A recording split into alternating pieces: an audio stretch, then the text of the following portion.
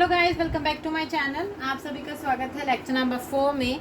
Lecture number 3 में, ठीक है, लेक्चर नंबर 3 में मैंने नॉमेनक्लेचर की स्टार्टिंग कर दी थी। ठीक है, लेक्चर नंबर 3 में मैंने आपको कुछ मतलब बेसिक्स थोड़ा बता देते हैं नॉमेनक्लेचर के बारे में। आज हम थोड़ा और डिटेल में जानेंगे नॉमेनक्लेचर को। ठीक है, नॉमेनक्लेचर से स्टार्ट करते हैं। मैंने आपको ये चीज़ बताई थी कि बायनोमियल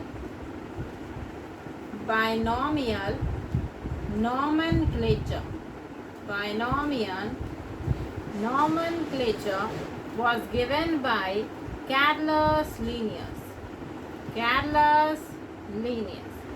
ठीक है, कैरलस लीनियस साइंटिस्ट ने लिखा था। बायनोमियल नोमेनक्लेचर में नाम के अंदर दो कंपोनेंट्स होते हैं। जैसे नाम होता है शिवानी दुबे, तो दो कंपोनेंट्स हो गया ना, एक शिवानी हो गया, एक दुबे हो गया। आप समझ लीजिए, जैसे मैंने बोला शिवानी दुबे, ठीक है, शिवानी दुबे। अब ये शिवानी को मान लीजिए ये हो गया इसका जीनस नेम। एक एग्जांपल से बता रहे, जीनस नेम। ये हो गया दुबे स्पेसिफिक एपिथेट। पर ऐसा रियल लाइफ में नहीं होता। देखिए रियल लाइफ में क्या होता है, रियल लाइफ में ऐसे समझ सकते हैं कि मान लीजिए मैं आपके घर गई और आपका सरनेम है, ऑफेंड नहीं होना को, मान लें आपका सरनेम है शर्मा। मैंने बोला ए शर्मा बाहर निकल, मैंने बोला ए शर्मा बाहर निकल। अब भाई शर्मा आपकी मम्मी भी होगी, पापा भी होंगे, आपका भाई भी होगी, आपकी दादा भी होंगे, आपकी दादी भी होगी। मैं कैसे बताऊं कि मैं जो चिंटू शर्मा की बात कर रही हूँ वो कैसे बताऊं? मैंने तो सिर्फ ये बोला ना शर्मा, ए शर्मा बाहर निकल। तो अगर मैंने बोल दिया चिंटू शर्मा, मैंने क्या कर दिया, स्पेसिफाई कर दिया। सिर्फ मैंने अभी ये बोला ए शर्मा बाहर निकल, मैंने अभी बोला ए शर्मा बाहर निकल, तो मैंने स्पेसिफाई नहीं किया। अब आपके घर में मान लीजिए 6 लोग रहते हैं, तो 6 के 6 बाहर आ जाएंगे। अब मुझसे पूछेंगे ना कि भाई कौन से शर्मा की बात कर रहा है, स्पेसिफाई तो कर, कौन से शर्मा की बात कर रहा है। तो मैंने स्पेसिफाई कर दिया कि मैं चिंटू शर्मा की बात कर रही हूँ, चिंटू शर्मा को बात में आई हूँ। अब चिंटू शर्मा स्पेसिफाई कर दिया, यानी कि ये क्या हो गया, स्पेसिफिक एपिथेट हो गया। क्या हो गया, स्पेसिफिक एपिथेट, क्योंकि इसमें हम स्पेसिफाई कर देते हैं। शर्मा हो गया जीनस नेम। पर आपको इससे नहीं समझना, आपको किसे समझना है मैं बताती हूँ। देखो मैंने बोला एक नाम के दो कंपोनेंट होते हैं, एक होते हैं जीनस नेम, यानी दूसरा होता है स्पेसिफिक एपिथेट। स्पेसिफिक एपिथेट जिसको मैं स्पीशीज का नाम भी बोल सकती हूँ, स्पीशीज का नाम भी बोल सकती हूँ। ठीक है, स्पीशीज का नाम भी बोल सकती हूँ। ये जैसे समझ में आती है, ठीक है, इसको नोट डाउन कर सकते हैं। तो मैंने पिछली क्लास में बता देता। अब आपको पता होना चाहिए about the universal rules of nomenclature. बड़ा बड़ा लिखेंगे यूनिवर्सल रूल्स ऑफ नॉमेनक्लेचर। ठीक है, कौन कौन से यूनिवर्सल रूल्स हैं नॉमेनक्लेचर के, ये इंपॉर्टेंट है। इस पे 5 मार्क्स का क्वेश्चन बहुत आसानी से आ सकता है। पहली बात, बायोलॉजिकल नेम्स आर जनरली, ठीक है, generally in Latin and written in italics to indicate their Latin origin। मैंने आपको पहले बताया था लिंगार्डियम लेवियोसा से, हैरी पॉटर से, कि सारे के सारे साइंटिफिक नेम्स कौन सी लैंग्वेज में होता है। अगर आपसे पूछा जाए कि ऐसे नहीं, ऐसे लिखिए, तो अगर आपसे पूछा जाए कि सारे के सारे नेम्स कौन सी लैंग्वेज में होते हैं, लैटिन लैंग्वेज में होते हैं। कौन सी लैंग्वेज में होते हैं, लैटिन लैंग्वेज में होते हैं। मैंने लिखा है biological names are generally in Latin. Biological names कौन सी लैंग्वेज में होते हैं, लैटिन लैंग्वेज में होते हैं। And written in italics. ठीक है, मतलब आप ऐसे समझ सकते हो। देखो जब आप किसी भी बायोलॉजिकल नेम को प्रिंट करोगे, ठीक है, प्रिंटेड फॉर्म में आप उसको इटैलिक्स में लिखोगे। जब आप उसको हैंड रिटन करोगे, आप अपनी कॉपी में उसे लिख रहे हो, ठीक है, हैंड रिटन करोगे, तो उसको आपको सेपरेटली अंडरलाइन करना है, सेपरेटली अंडरलाइन करना है। ये दोनों काम क्यों किए जा रहे हैं, to indicate their Latin origin, to indicate their Latin origin. जैसे मैंने लिखा मेंजीफेरा इंडिका, मेंजीफेरा इंडिका, तो जब मैं इसको हैंड रिटन करें तो मैं इसको सेपरेटली अंडरलाइन कर दूंगी, सेपरेटली अंडरलाइन कर दूंगी। पहले बात समझ में आती है। दूसरा रूल, ठीक है, दूसरा रूल क्या कहता है, दूसरा रूल कहता है कि देखिए पहले होता है, जैसे मैंने लिखा है मेंजीफेरा इंडिका, तो इसमें देखिए इसमें सिर्फ यही कैपिटल है, ठीक है, यही कैपिटल है, यानी कि ये जीनस नेम है, स्पेसिफिक एपिथेट, यानी कि जीनस नेम आप लिख सकते हैं, genus name starts with a capital letter, genus name starts with a capital letter and the indica starts with a small letter, starts, अरे देखिए, starts with a small letter, समझ में आता है, स्मॉल लेटर, इधर से समझ में आती है, ठीक है, इधर समझ में आती है, ठीक है। ये वाले रूल्स थे कि biological names are generally in written, आपको सेपरेटली अंडरलाइन करना है, प्रिंट करना है इटैलिक्स में। Next rule is the name of the author, the name of the author, किसने वो स्पीशी को ढूंढा है, किसने वो स्पीशी को ढूंढा है, appear after the specific epithet. मतलब देखिए, मैंने लिखा मेंजीफेरा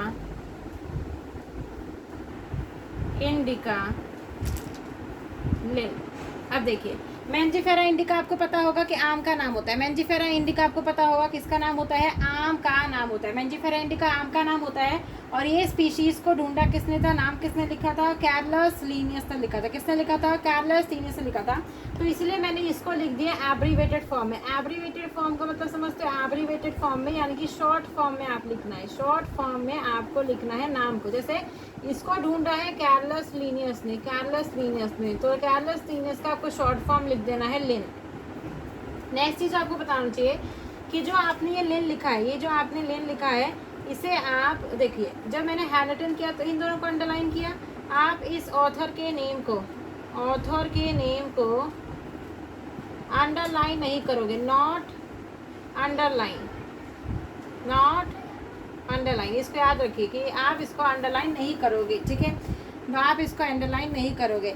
ना कि ये प्रिंट होगा इटैलिक्स में, ये इटैलिक्स में भी प्रिंट नहीं होता है, ठीक है, ये सिंपल रोमन लेटर्स में या फिर सिंपल लेटर्स में लिखा जाता है। जैसे मैंने बोला था प्रिंट इटैलिक्स में होगा, ठीक है, आप सेपरेटली इसको अंडरलाइन नहीं कर सकते। तो मेंजीफेरा इंडिका में ही आप सिर्फ सेपरेटली अंडरलाइन करोगे, इसमें किसी प्रकार की अंडरलाइन आप नहीं करोगे, ऐसा का ऐसा ही रह जाएगा, ठीक है, ऐसे का ऐसा ही रह जाएगा। शॉर्ट फॉर्म में लिखना है, इसको अंडरलाइन नहीं करना है। नेक्स्ट इंपॉर्टेंट लाइन की नॉट इन इटैलिक्स, आपको इटैलिक्स में भी नहीं लिखना है, तो किसमें लिखना है, शुड बी इन, या तो रोमन लेटर्स में लिख दो, रोमन लेटर्स में लिख दो, और सिंपल लेटर्स में लिख दो। जैसे लिन सिंपल लेटर्स में लिखा है उस प्रकार से लिख दीजिए, ठीक है, उस प्रकार से लिख दीजिए। इतनी चीज़ लिख लो, ठीक है, इतनी चीज़ लिख लो। आगे बढ़ते हैं थोड़ा सा, ठीक है, इतनी चीज़ समझ में आ गई। यही थे कुछ नॉमेनक्लेचर के यूनिवर्सली एक्सेप्टेड रूल्स। मैं फिर से एक बार मेंजीफेरा इंडिका का नाम लिख के दिखा देती हूँ। देखो, मेंजीफेरा, ये कैपिटल से मेंजीफेरा इंडिका, ये स्मॉल, और लिन। मैं हैंड रिटन कर रही हूँ तो इसको सेपरेटली अंडरलाइन कर दिया, पर इसको कुछ नहीं किया, ठीक है, इसको कुछ नहीं किया। ऐसे समझ में आ गई, आम का नाम होता है, किसका नाम होता है, आम का नाम होता है। अब हम आगे बढ़ते हैं। आप टॉपिक आता है क्लासिफिकेशन, क्लासिफिकेशन, ठीक है, क्लासिफिकेशन। सबसे पहले आपको पता होना चाहिए क्लासिफिकेशन का मतलब क्लासीफाई करना। मतलब मान लीजिए मेरे पास था चिंटू, मेरे पास था मिंटू, मेरे पास था गोलू और मेरे पास था मोलू, ठीक है। मैंने इनको क्या कर दिया, इन चारों को क्लासीफाई कर दिया किसी भी बेसिस पे, ऑन द बेसिस ऑफ उनकी आईक्यू के बेसिस पे। मान लीजिए आईक्यू के बेसिस पे, मान लीजिए ये आईक्यू था इसका 144, इसका था 153, ये बहुत ही भोंदू था 0 आईक्यू, इसका मान लीजिए 23। तो मैंने इसको क्लासीफाई कर दिया कि ज़्यादा आईक्यू वालों चिंटू मिंटू को एक क्लास में रख दो, कम आईक्यू वालों गोलू मोलू को एक साथ में रख दो। तो ऐसे करके मैंने क्लासीफाई कर दिया। चीज़ समझ में आती है। आपको टेक्सोनमी की डेफिनेशन पता होनी चाहिए, ठीक है। टेक्सोनमी की क्या डेफिनेशन होती है, टेक्सोनमी देखो दो वर्ड से मिलकर बना है, टेक्सोनॉमी। एक बना है टेक्सिस से और एक बना है नोमी से। टेक्सिस का मतलब होता है अरेंजमेंट, और नोमी का मतलब होता है नॉमेनक्लेचर, यानी कि अच्छे से अरेंज करके फिर नाम रख दो, ठीक है। टेक्सोनॉमी की क्या डेफिनेशन है, इज अ प्रोसेस, क्या है, is a process in which anything is grouped into convenient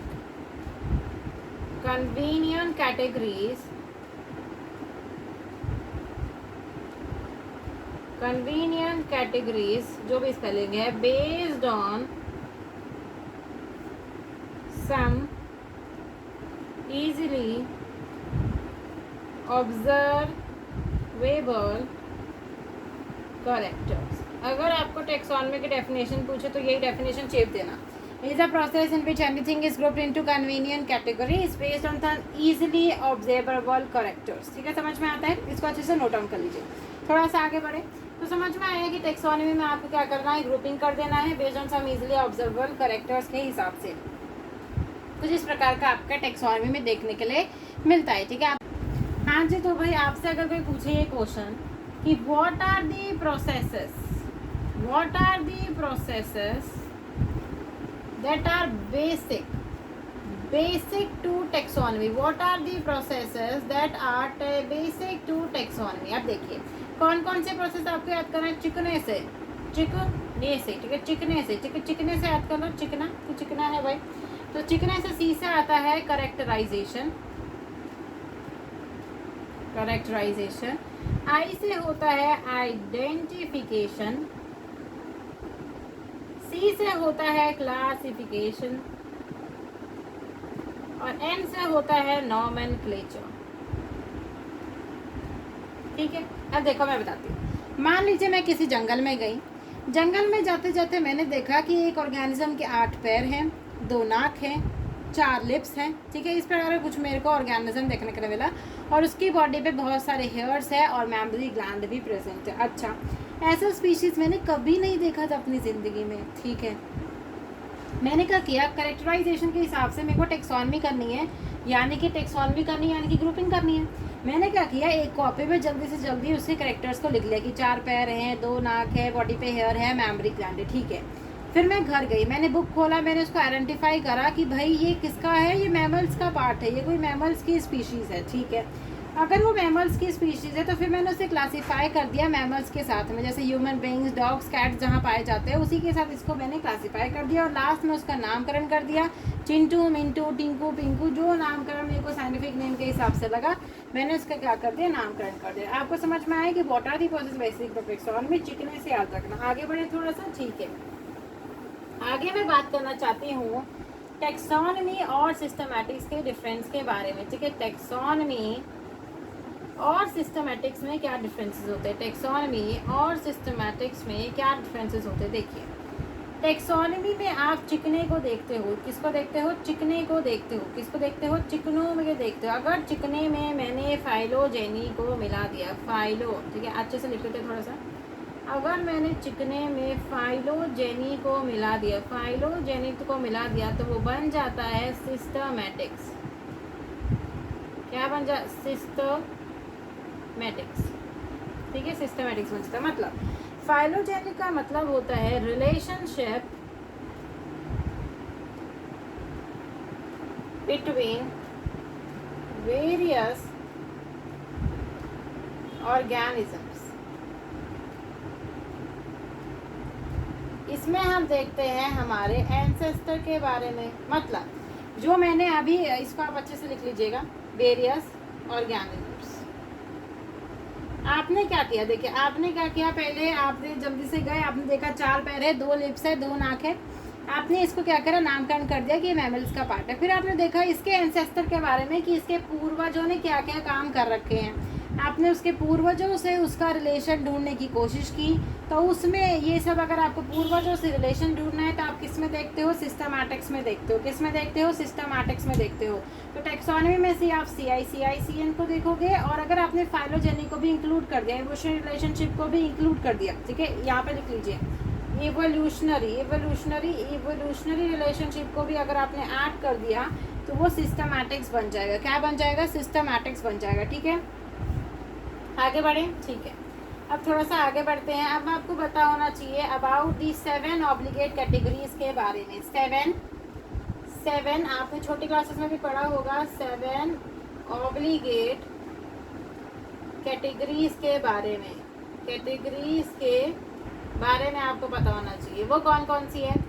kingdom, phylum, class, ऐसे ऐसे करके लिख लीजिए। देखिए ऐसे, kingdom, phylum, class, order, family, genus, species. ठीक है, अगर आप इस तरीके से चलेंगे तो ये असेंडिंग ऑर्डर होता है। असेंडिंग ऑर्डर के बारे में तो सबको पता होगा ना। असेंडिंग ऑर्डर का मतलब होता है छोटे से बड़े की तरफ जाना। मैं लिख देती हूँ, ठीक है, छोटे से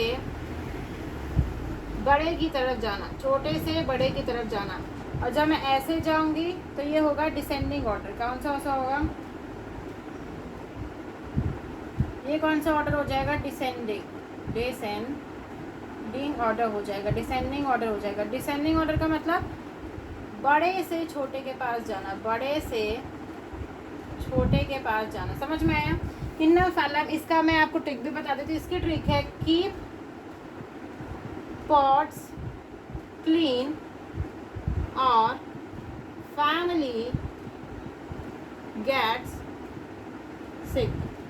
अब देखिए, कीप पॉट्स क्लीन यानी कि जो मटके वगैरह होते हैं उन्हें साफ रखिए, वरना आपकी फैमिली बीमार पड़ जाएगी। देखिए, kingdom, phylum, class, order, family, genus, species. ठीक है, keep pots clean of family get sick. इसको 10 बार पढ़िए। Keep pots clean of family get sick, keep pots clean of family get sick. मैंने बोला kingdom, phylum, class, order, family, genus, species.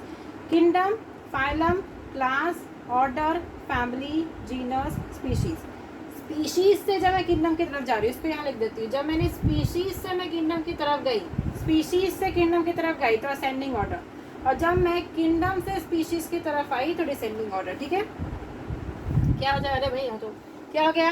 ये क्या हो गया? असेंडिंग ऑर्डर हो गया, डिसेंडिंग ऑर्डर हो गया। मैंने ट्रिक भी बता दी, 7 ऑब्लिगेट कैटेगरीज। अब इसके बारे में थोड़ी और डिटेल आपको पता होना चाहिए। मैं बताना चाहती हूँ थोड़ी सी और डिटेल। ठीक है, वो कौन सी थोड़ी सी और डिटेल? देखिए, मैंने बोला किंगडम, फाइलम, क्लास, ऑर्डर। यहाँ से लिखती हूँ, kingdom, phylum, class, order, family, genus, species. देखिए, पहली बात फाइलम, इसका मैं थोड़ा फुल भी लिख देती हूँ। इसको कहते हैं फाइलम, इसको कहते हैं क्लास, इसको बोलते हैं ऑर्डर, फैमिली, जीनस, स्पीशीज और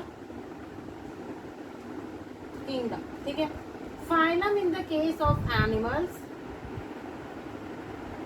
और इसको थोड़ा रफ कर देते हैं, division in the case of plants. ये बहुत ज़्यादा इंपॉर्टेंट है, बहुत बच्चे इसको भूल जाते हैं। ठीक है, इंपॉर्टेंट मार्क कर लीजिए। मतलब मैंने बोला kingdom, phylum, class, order, family, genus, species. Kingdom, phylum, class, order, family, genus, species. ठीक है, phylum in the case of animals और division in the case of plants. Phylum in the case of animals और division in the case of plants. अब आपको मैं बताना चाहती हूँ सिमिलैरिटी और डिसिमिलैरिटी के बारे में। देखिए, स्पीशीज पे लेवल पे और किंगडम के लेवल पे आपको इतना चीज़ तो पता होगा कि मान लीजिए स्पीशीज के लेवल पे अगर हम देखें, ठीक है, स्पीशीज के लेवल पे देखें कि डिफरेंट स्पीशीज है। कुत्ते की स्पीशीज है, ह्यूमन बींग्स की स्पीशीज है, घोड़े की स्पीशीज है, गधे की स्पीशीज है। तो आप बताइए कि स्पीशीज में आप ऐसे समझिए कि ह्यूमन बींग्स की स्पीशीज है। ठीक है, यहाँ पर ह्यूमन बींग, सिर्फ यहाँ पर ह्यूमन बींग्स की स्पीशीज पाई जा रही है। मान लीजिए कि ह्यूमन बींग्स की स्पीशीज पाई जा रही है। मेरा भाई और मेरी बहन, मान लीजिए मेरा भाई और मेरी बहन में ज़्यादा सिमिलैरिटी होंगे कि किंगडम के अंदर जहाँ पॉलीफेरा भी पाया जा रहा है। आप देखेंगे एनिमल किंगडम में देखेंगे जहाँ पॉलीफेरा भी पाया जा रहा है, जहाँ कुत्ते, भेड़, बकरी, हाइड्रा, स्पॉन्जिला, बहुत सारे पाइपलाटी, हेलमिंथीज, एस्केलेमिंथीज, यहाँ ज़्यादा सिमिलैरिटी देखने के लिए मिलेगी कि स्पीशीज लेवल पर। आप खुद सोच के बताइए कि ह्यूमंस मतलब मेरे भाई और मेरी बहन में ज़्यादा सिमिलैरिटी होगी कि मेरी सिमिलैरिटी इस हाइड्रा से, फ्रॉग से, इनसे ज़्यादा सिमिलैरिटी होगी? मेरी सिमिलैरिटी तो अपनी स्पीशीज़ के अंदर ज़्यादा होगी। तो मतलब इस लेवल पर ज़्यादा स्पीशीज़ है, यहाँ पर हाईएस्ट। अब ऐसे समझ सकते हैं, जैसे जैसे मैं स्पीशीज से किंगडम की तरफ जाऊंगी तो सिमिलैरिटी, जो हम लोगों के बीच में सिमिलैरिटी होगी वो डिक्रीज होती जाएगी, डिक्रीजेस। और जब मैं किंगडम से स्पीशीज की तरफ आऊंगी तो सिमिलैरिटी इंक्रीजेस। समझ में आया? सिमिलैरिटी धीरे धीरे इंक्रीज होती जाएगी। इस पर ज़्यादातर क्वेश्चन देखने के लिए मिलता है। ठीक है, ये कैसी है? ये सबसे लोएस्ट कैटेगरी है, सबसे नीचे आ रही है ना, तो ये लोएस्ट कैटेगरी है और ये है आपकी हाईएस्ट कैटेगरी, हाईएस्ट कैटेगरी। ठीक है, हाईएस्ट कैटेगरी। समझ में आया? अब थोड़ा आगे बढ़ते हैं, नोट डाउन कर सकते हैं। ठीक है, आगे बढ़ें। इतनी चीज़ों के बारे में मैं बात कर चुकी हूँ, ठीक है। अब इसके बाद आपको इनकी एक एक करके सबकी डिटेल देखने की, इनकी क्या क्या डिटेल दे रखी है थोड़ी। अब हम बात करते हैं, देखिए सबसे पहले हम बात करते हैं स्पीशीज़ की, ठीक है। सबसे पहले हम बात करते हैं स्पीशीज़ की, आपको एक एक करके डिटेल देखना है। स्पीशीज़ की बात करूँ तो ये क्या होती है, लोएस्ट कैटेगरी, लोएस्ट कैटेगरी होती है, ठीक है। लोएस्ट कैटेगरी होती है, सबसे ज़्यादा नीचे पाई जाती है, ठीक है। ये रियल होती है, ठीक है, ये रियल होती है, रियल बेसिक कैटेगरी, ठीक है, रियल बेसिक कैटेगरी ये रियल होती है, ठीक है। अरे स्पेलिंग भी ना, ठीक है, चलो आगे बढ़ते हैं। लोएस्ट कैटेगरी होती है, रियल बेसिक कैटेगरी होती है। अब आपको इसमें ज़्यादा एग्जांपल नहीं, आपको होमोसेपियंस पता है, होमोसेपियंस जिसके अंदर सारे के सारे ह्यूमन बींग्स की स्पीशीज़ है, ह्यूमन बींग्स की स्पीशीज़, ये ह्यूमन बींग्स की स्पीशीज़ होती है, ठीक है। इसमें आप देखो, मैंने आपको बोला था ये होगा जेनरिक नेम और ये होगा स्पेसिफिक एपिथेट। तो सेपियंस है स्पीशीज़ का नाम, सेपियंस है स्पीशीज़ का नाम। जैसे मैंने बोला पैंथेरा लियो, मैंने बोला पैंथेरा, आपको ये नाम पता होना चाहिए, पैंथेरा पार्डस, मैंने बोला Panthera tigris,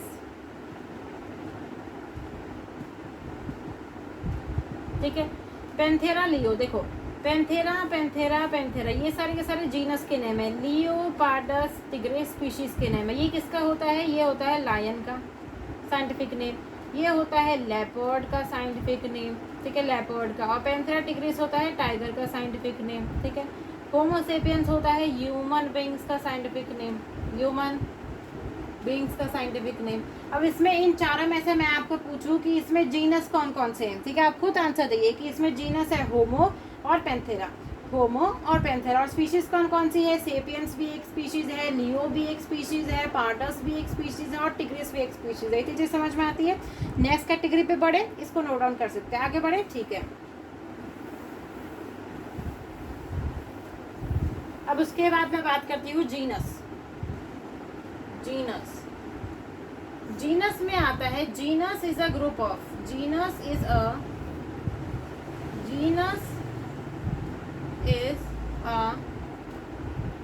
group of closely related species,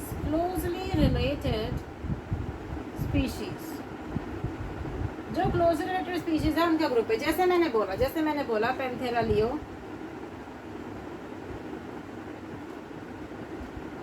Panthera pardus,